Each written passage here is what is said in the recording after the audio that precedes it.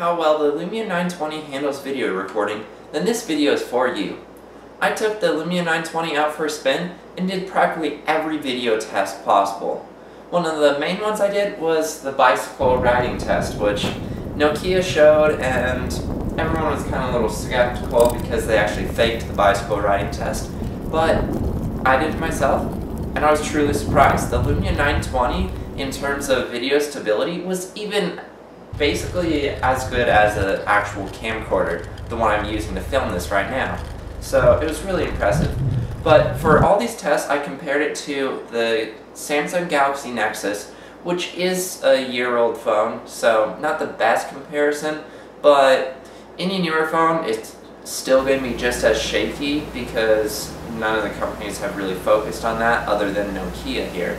So it's a good comparison for that, but keep in mind that the Galaxy Nexus is recording at 720p while the Lumia is recording at 1080p, and the Galaxy Nexus is only a 5 megapixel sensor, so don't look at video quality in this comparison because that's not really a valid comparison. The newer phones like the Samsung S3, that's going to be a whole lot sharper with video quality anyways. So the things we can look at here are video stability, how the camera handles in low lighting situations, and also color representation of the scene. So for the bicycle test here, the difference was really sharp. The bicycle test definitely showed that image stabilization makes a huge effect on the camera, and it's really easy to see that the Galaxy Nexus was just shaking all over the place. Same as the walking tests if we look at these. And I tried a different variety of holding the cameras. I held the cameras with the Lumia in the right hand, this in the left hand like this, and also switched them with the left hand. They all produced the same results. I even held it with both of them in the same hand there so that they'd be exactly the same. Always had the same results. The Lumia 920 was incredibly stable and just produced a way better video because of the image stabilization. It was really great.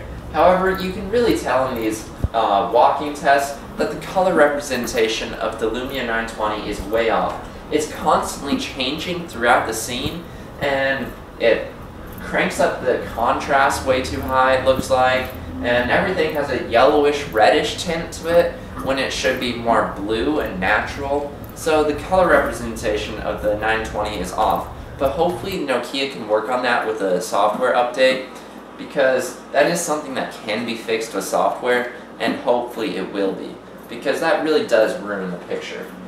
Anyways, if you move away from holding the phones in your hand and you actually prop them up against something, prop them up against a wall and film something, like filming you, I don't know, running across something, like I did a running test there, you find that both cameras are identical.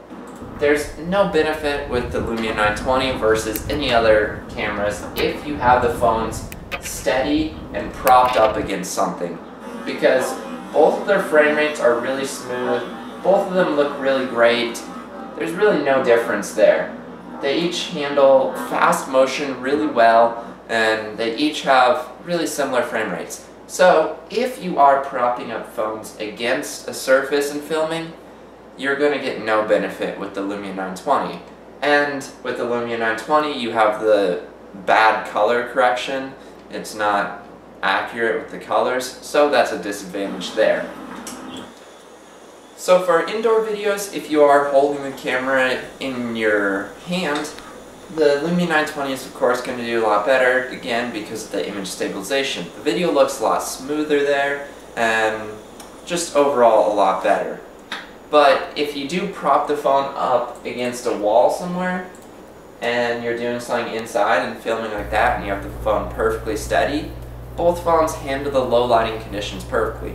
So older HTC phones had major problems with filming indoors when it's dark out because it's not really bright out, and the frame rate would really decrease. But any of the newer phones don't have these problems, especially the Lumia 920 and any Samsung phones. They all do really well indoors. So overall, the moral of the story is if you're holding the phone in your hand while recording, the Lumia 920 is a clear winner.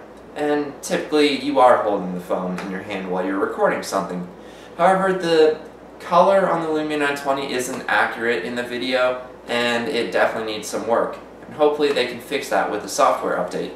And if you're propping both phones up against a wall or something and they're perfectly steady, or maybe you have some sort of mount on them, then there's no difference between the phones. They're all perfectly stable and they all have a really great frame rate, and they handle fast motion really well, and they even handle indoor filming with lower lighting really well. So basically the main benefit of the Lumia 920 is the stabilization if you're holding it in your hand, and benefits of other phones are better color representation because the Lumia 920 is all over the place and it keeps on changing colors while filming.